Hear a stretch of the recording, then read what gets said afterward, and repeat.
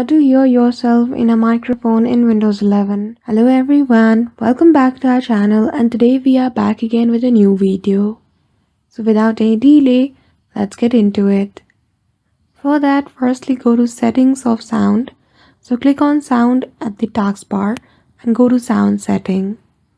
Then after in the settings, you will be directed toward the sound. In input, simply choose the device. Once chosen, go to device property. After that, at the top you see the option of start test. Simply click on it and then you can hear yourself.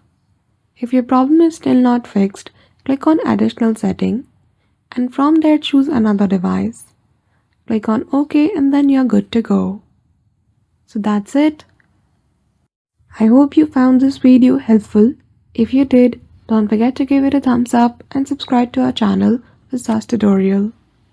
Thank you for watching till the end.